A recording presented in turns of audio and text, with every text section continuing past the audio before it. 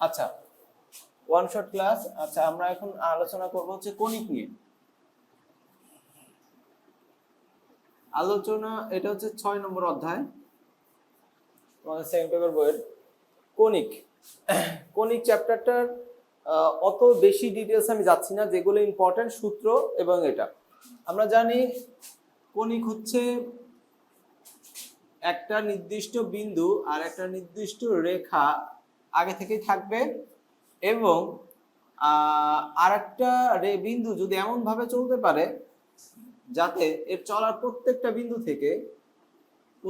বিন্দু থেকে এইটার দূরত্ব আর এইটার দূরত্বের অনুপাত সঠিকভাবে বজায় রাখতে পারে। বুঝতে পারছো? এই যে PS বাই PM, এখানে চলার পথে আরো বিন্দু আছে কিউ বিন্দু, সেটা হচ্ছে এই যে QS বাই QN, এরকম। এই যে যে অনুপাত এটা সঠিকভাবে বজায় রাখতে পারলে, এর উপর তো আরো বিন্দু আছে তাই না, আরো বিন্দু আছে, সঠিকভাবে বজায় রাখতে পারলে আমরা এই যে দ্বিতীয় বিন্দু চললো, এটা তো প্রথম বিন্দু ছিল, প্রথম বিন্দু কোথায়, যেখানে এটা ছিল প্রথম বিন্দু তাই না, যেটা স্থির ছিল। প্রথম বিন্দু কোনটা, এটা, আর এটা হলো দ্বিতীয় বিন্দু যেটা চলবে। এই বিন্দু চলার পথকে বলে কনিক। দাঁড়াও, বুঝতে পারছো? আসবে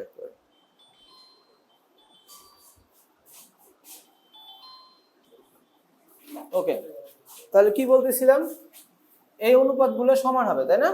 আচ্ছা ঠিক আছে, তাহলে এই যে যে অনুপাতগুলো সমান হলো, এই অনুপাতগুলোকে বলে উৎকেন্দ্রিকতা। উৎকেন্দ্রিকতা ইংরেজিতে বলে ইসেন্ট্রিসিটি, আর এটাকে প্রকাশ করে ই দ্বারা। বুঝতে পারছো? আর এই প্রথম বিন্দু যেটা বললাম এইটার নাম হচ্ছে অ্যাকচুয়ালি উপকেন্দ্র, আর এইটাকে বলে নিয়ামক, এই রেখাটাকে। এই হচ্ছে পরাবৃত্তের শুরু। তো এই ইসেন্ট্রিসিটি মানের উপর ডিপেন্ড করে ইসেন্ট্রিসিটির মান 3 রকম হতে পারে, একের সমান, একের থেকে বড়, একের থেকে ছোট, 3 রকম হতে পারে। এই 3 রকমের উপর ভিত্তি করে কনিকের নামকরণ করা হয়েছে। এটার নাম হচ্ছে পরাবৃত্ত, এটার নাম হচ্ছে অধিবৃত্ত, আর এটার নাম হচ্ছে উপবৃত্ত। এই 3টা চ্যাপ্টারের নামকরণ করা হয়েছে। এটা তোমাদের 6A তে আলোচনা করা হয়েছে, এটা 6C তে, আর এটা 6B তে আলোচনা করা হয়েছে তোমাদের বইতে। বুঝতে পারছো? তাহলে মূলত ঘটনা এই, আমি তোমরা না লিখলে আমি ছবি তুলে দিয়ে দেবো না, সমস্যা নেই, আর লিখলে ভালো। হ্যাঁ, লেখা তো আছে, খালি মনে করেই দেয়া যে বিষয়গুলো মনে আছে কিনা। তো এখন আমরা এই পরাবৃত্ত নিয়ে আলোচনা শুরু করব। পরাবৃত্ত, ঠিক আছে, এটা নিয়ে আলোচনা শুরু করব। দেখো, আচ্ছা এটা আমি মুছে দিচ্ছি।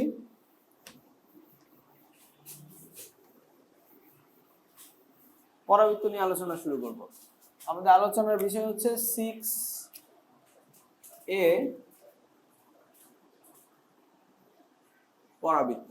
ওকে, আচ্ছা এখন একটা বড় পরাবৃত্তের চিত্র আঁকি, এবং চিত্রটা থেকে আমরা এই করি। প্রথমে আমরা এখানে এক্স অক্ষ ওয়াই অক্ষ আঁকি।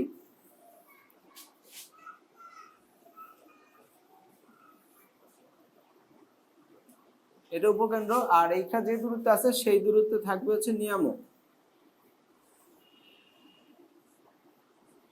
এটা হলো এক্স অক্ষ, এটা হচ্ছে ওয়াই অক্ষ 0, এটা এস বিন্দু। আচ্ছা, এই পরাবৃত্তের গাণিতিক প্রকাশ করে কি দিয়ে জানো? গাণিতিক ভাবে প্রকাশ করা হচ্ছে y স্কয়ার সমান 4ax দ্বারা।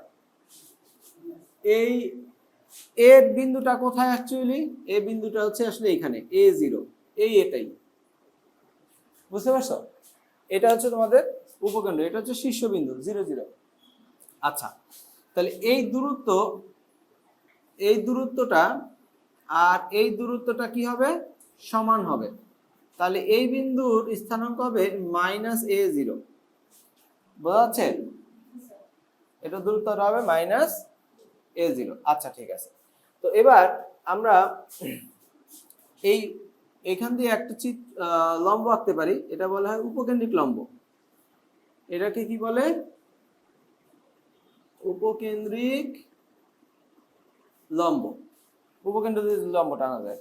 তো এখন দেখো এইটার যে সাইজ, এই সাইজটা হচ্ছে এই যে এখানে দেয়া থাকে 4a, এটার উপরে হচ্ছে 2a, হ্যাঁ উপরে হচ্ছে 2a আর এর নিচে হচ্ছে 2a সাইজ। তাহলে টোটালটা মিলে উপকেন্দ্রিক লম্বের দৈর্ঘ্য সাইজ হচ্ছে 4a। পরম মানের মধ্যে আটকাই দিচ্ছি যাতে নেগেটিভ না আসে। এখন এই পরাবৃত্তের মধ্যে এখন বিভিন্ন যে অক্ষের মার্কিং করা শুরু করি। এটা হচ্ছে প্রধান অক্ষ, যার সমীকরণ হবে y = 0, কারণ x অক্ষের সমীকরণ y 0। আচ্ছা, প্রধান অক্ষ আমি পাশে লিখব অবশ্যই।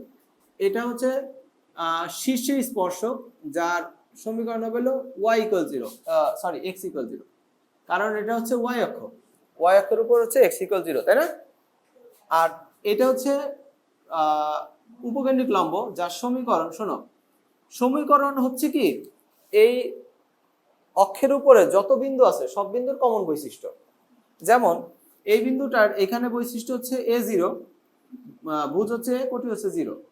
এটা উপরে যদি যায় তারপরেও এই বিন্দুর বৈশিষ্ট্য হবে এখানে a, এখানে মনে করো 2 হইল, তারপর উপরে গেলে হবে a, এখানে মনে করো 4 হইল, নিচে আসলে এখানে হবে a, নিচে মনে করো -2 হলো। তার মানে একটা বৈশিষ্ট্য কমন এই রেখার উপর, সেটা হচ্ছে ভুজের মান হচ্ছে a, দেখতে পাচ্ছ, মানে x এর মানে। তাহলে এই উপকেন্দ্রিক লম্বের নামটাই হয়ে যাবে x = a। একইভাবে এটা হচ্ছে নিয়ামক, আর এই দূরত্বটাও a, কিন্তু নেগেটিভ সাইডে আছে, এটার মান হবে x = -a। আমরা কি বুঝছি এটা? আচ্ছা ঠিক আছে। তো মোটামুটি যে বিষয়গুলো বললাম তা নিয়ে আমরা একটা লিস্ট তৈরি করি যে কি কি আমি বললাম, ঠিক আছে? তো লিস্টটা হবে এরকম। এখানে প্রথম আমরা, এটা হলো শীর্ষবিন্দু, 1 নম্বর শীর্ষবিন্দু কি আছে?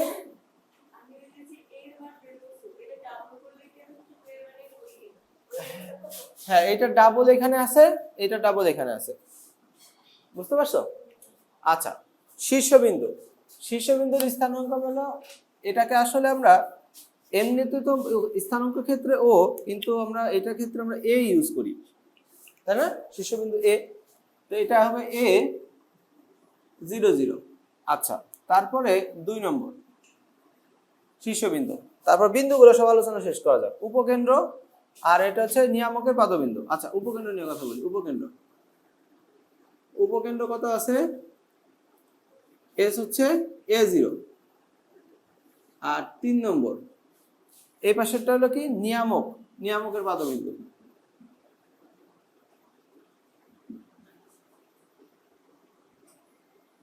এটা বি বিন্দু, এটা হলো -a0।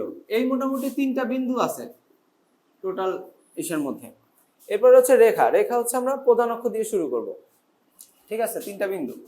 তারপর 4 নম্বর, এটা হচ্ছে রেখা, প্রধান অক্ষ, প্রধান অক্ষ হচ্ছে y = 0, কারণ এটা হচ্ছে x অক্ষ, তাই না? তারপর 5 নম্বর, আর এটা হলো শীর্ষে স্পর্শক, এই যে এটা হলো শীর্ষ, সেখান দিয়ে স্পর্শ করে গেছে, শীর্ষে স্পর্শক,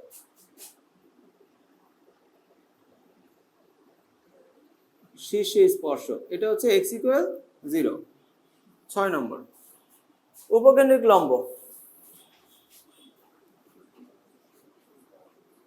উপকেন্দ্রিক লম্ব, উপকেন্দ্রিক লম্বের সমীকরণ কি? x = a, তাই না? এই যে x = a, আর এটার দৈর্ঘ্য কত? এটার দৈর্ঘ্য কত? এই যে এখানে লিখছি 4a, তাই না?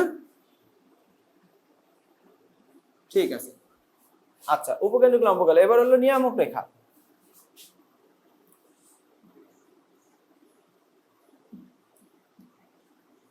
নিয়ামক রেখার সূত্র কি?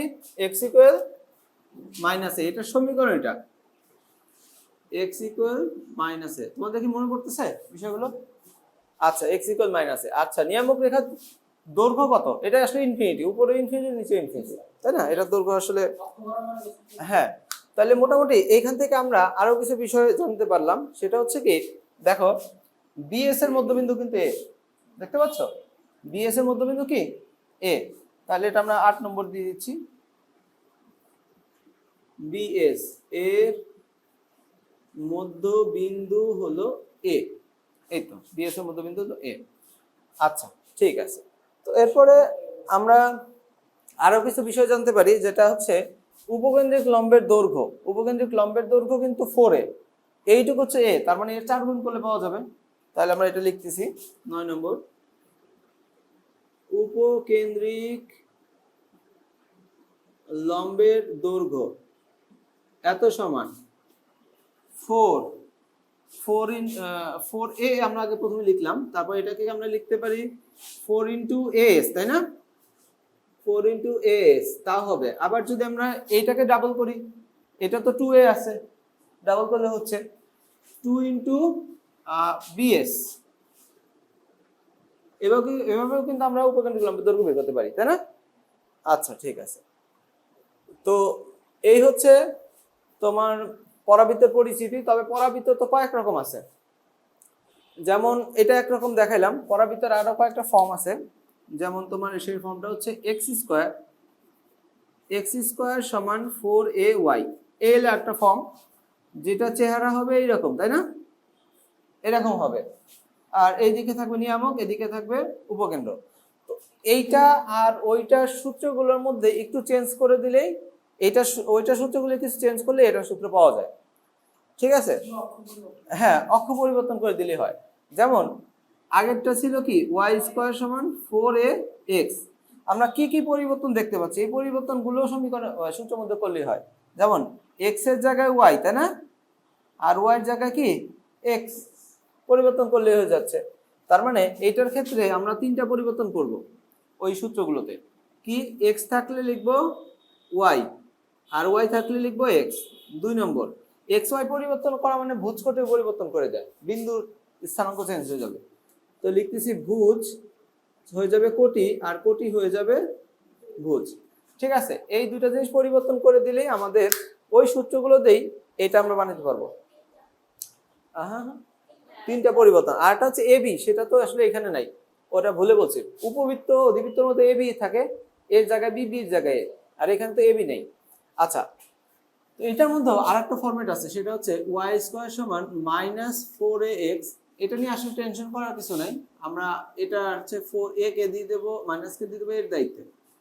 তো যেখানে যেখানে এ থাকবে সেখানে মাইনাস এ করে দিলে এটার উত্তর পেয়ে যাবে, সেটা নিয়ে মোটেও টেনশন নেই। আবার এটার মধ্যেও এরকম হতে পারে, এটার মধ্যেও কিরকম হতে পারে, এক্স স্কোয়ার সমান -4ay থাকতে পারে, তাই না?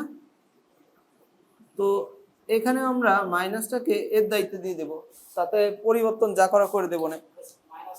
হ্যাঁ, আচ্ছা, এই সমীকরণের আলোকে আমরা যদি জিজ্ঞাসা করি প্রধান অক্ষ কত হবে, তো এটা দেখে চেঞ্জ করে বলো তো দেখি।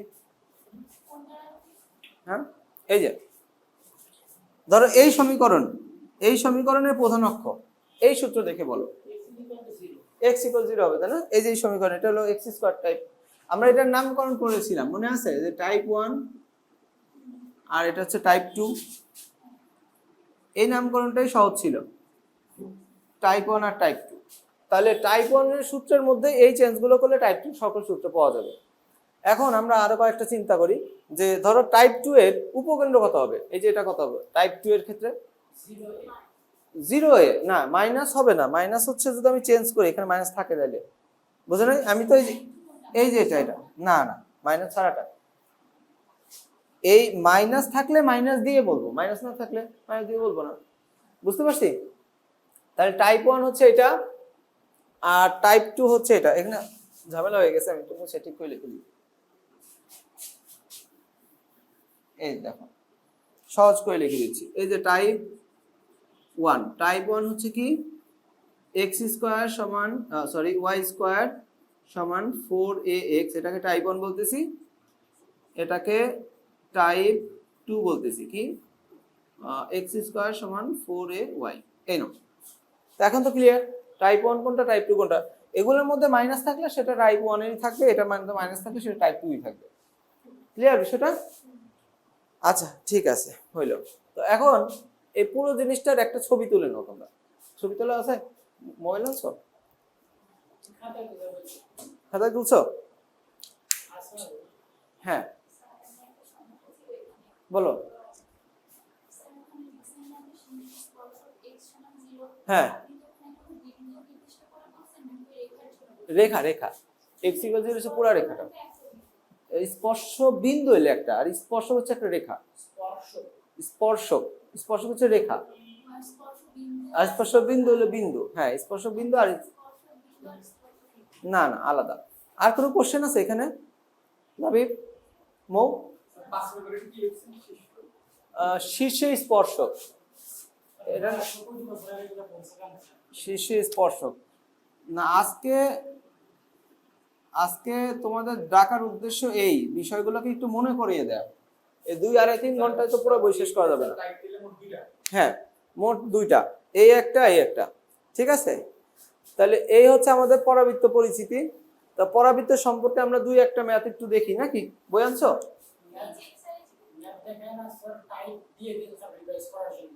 হ্যাঁ হ্যাঁ ঠিক আছে। এই পরাবৃত্ত উপবৃত্ত, হ্যাঁ না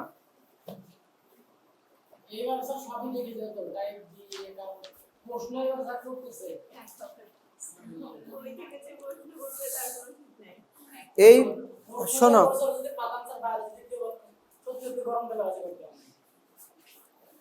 আচ্ছা আমরা 6A দেখি, সেটা হচ্ছে পরাবৃত্ত। এটার মধ্যে পরাবৃত্ত, উপবৃত্ত, অধিবৃত্ত যাই বলো 2 ধরনের অঙ্ক মূলত। সেটা হচ্ছে উপকরণ দেয়া থাকে, সমীকরণ বের করতে হয়, আর সমীকরণ দেয়া থাকে, উপকরণ বের করতে হয়। এই 2 টাইপের অঙ্ক আছে মূলত। তো আমরা তোমাদের কাছে তো বই নেই, বইয়ের ছবি তুলে নিয়ে যাবে? মোবাইল আনছো? হ্যাঁ স্থিতিবিদ্যা গতিবিদ্যা দেখাতে হবে। নাও এটা একটু তুলে নাও। হ্যাঁ পুরো চ্যাপ্টারটা তুলে নাও, আর 6ABC তুলে নিও।